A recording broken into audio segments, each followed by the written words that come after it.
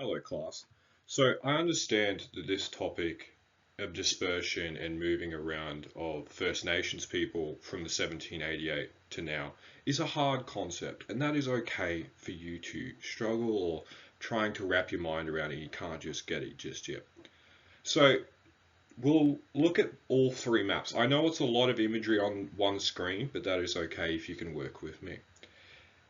Before 1788 and Captain Cook's first arrival, what are some things we can see in this map?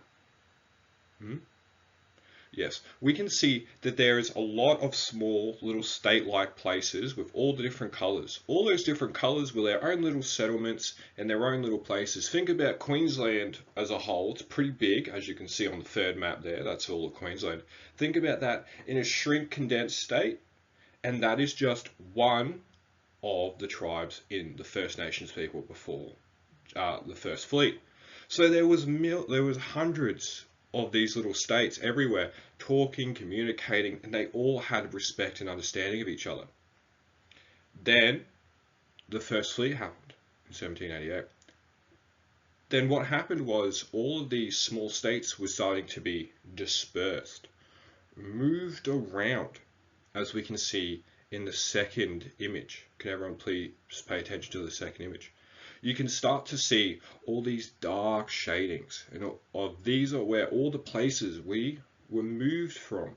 If we remember what dispersed means, it means moved from one place.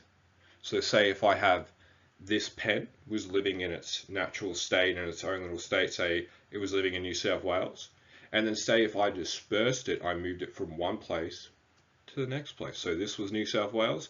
Now this is Queensland. He has been dispersed from this place to here. So dispersion of the First Nations people happened all across Australia, moving from the inside of Australia and pushing them and condensing them all the way out to the sides of Australia. This can be seen by the third map, if you can look for me. The third map, we see this is current day Australia, where all those real dark spots on the map are. That's the more people. If it's a lighter shade of red to orange to yellow, so if it's in your yellow shades, that is where fewer people are. But if you look out of that and you see the orange and red, that's where all your lots of populations. Why would you think this is? What is surrounding us? Yeah, not just the oceans, not just the cities, but also can you see where all the people have been dispersed from? So they've all been dispersed from their homes and their natural wildlife to out of the shore, to the shores, to all the cities around Australia, because this is where all the First Fleet came in. And so most of the First Fleet didn't want to live in the middle of Australia. They wanted to live in the outskirts of Australia. So like where all the cities are, where all the towns are.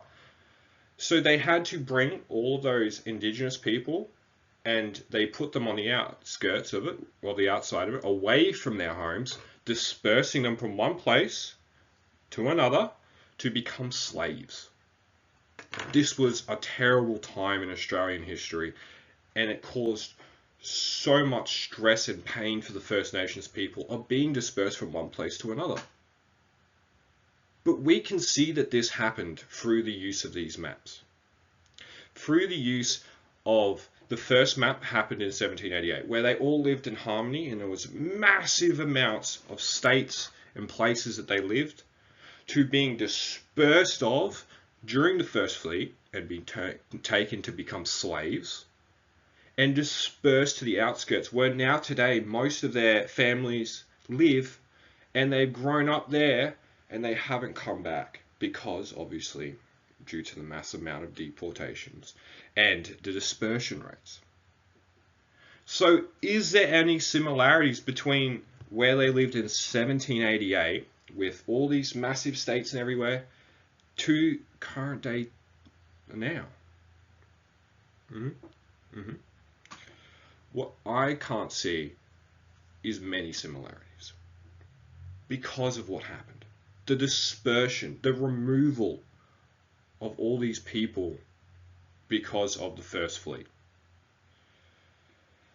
We can also see this through the maps. It just demonstrates as clear as day that there is no rebuilding what was, and what we can only do now is look at what happened and improve ourselves and go, okay, they were stolen from their homes, they were ripped away, and they were dispersed all around the skirts of Australia to now.